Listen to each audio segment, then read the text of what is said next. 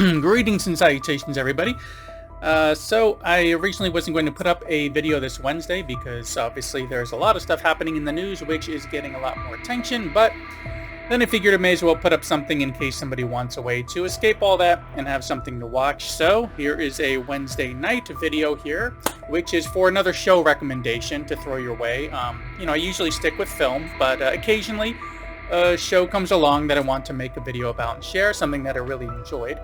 Sometimes it goes pretty well, such as Interview the Vampire, Fall the House of Usher, or even Reginald the Vampire. All those videos did pretty well, even though Reginald was canceled. And sometimes the videos don't do that well, such as the one I did for Dispatches from Elsewhere, which, just like the show, my video failed to really find an audience, but I will link to that one at the end.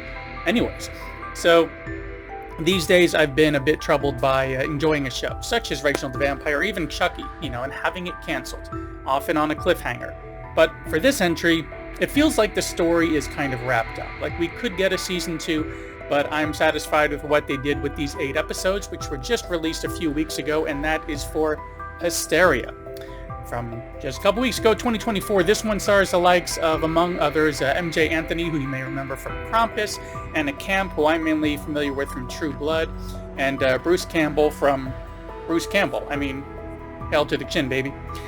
Anyways, there are others in this cast, but those are the ones that kind of stuck out the most for me for this show, which the synopsis for this show is as follows.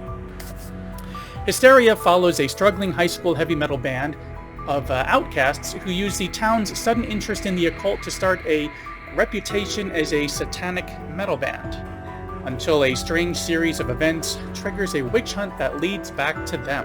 So, taking place in the late 80s, this one kind of grabs hold of some of that satanic panic that was going on at the time surrounding heavy metal, or actually just any kind of rock in general seemed to have that finger pointed at it from what I can recall from back then.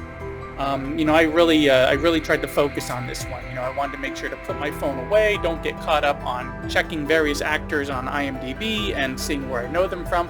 I just wanted to take this all in and enjoy it, and I really did. Now, as the synopsis says, this band decides to lean into the satanic panic aspects and all this talk circulating around town. With this persona that they're putting on at school, fake rituals and cult-like stuff to just get a following for their band and finally get some notice. All of this for the sake of fame. But slowly some events are happening in the town, such as a kidnapping, a supposed real cult, and some other kind of spooky activities are starting to happen. So basically they play with fire and they get burned, and as this town starts to eventually turn on them as possibly the cause of all this panic that's happening. And as fear just starts to spread. But as they get kind of deeper and deeper into trouble in this town, something strange is unfolding, and I would say around 4 or 5 episodes in, we get a lot of these mysteries kind of opening up even more, giving us some backstory to some of these characters as far as like how they kind of became who they are, what happened during certain flashback scenes. And one of those flashbacks, actually, one of the ones that we have, gets some nice cameos from none other than Barbara Crampton and Jeffrey Combs of From Beyond and Reanimator fame, among others. So it's kind of like a little bit of a reunion there.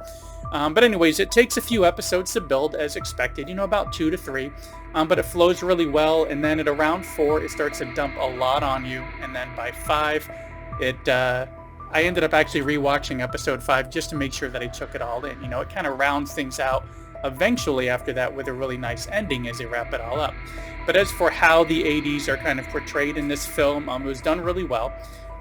They hit the 80s style without going too much into like a caricature kind of route. They kept it more realistic than, what I've seen in some other 80s-based films and TV shows. We had the overall style and vibe, but not the highly amplified, super neon, hypercolor craziness that we see in a lot of films and TV shows, which go for a little bit more parody.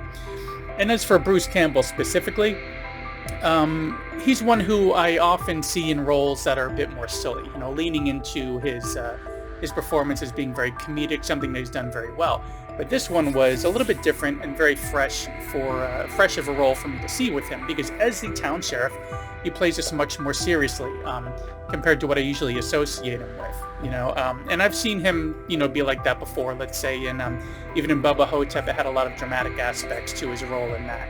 And in Hysteria, his character kind of brings a level of sanity between a panicking population worried about what's happening with this supposed Satanism in town, along with just understanding that these are kids being kids trying to do stuff for attention and fame and popularity.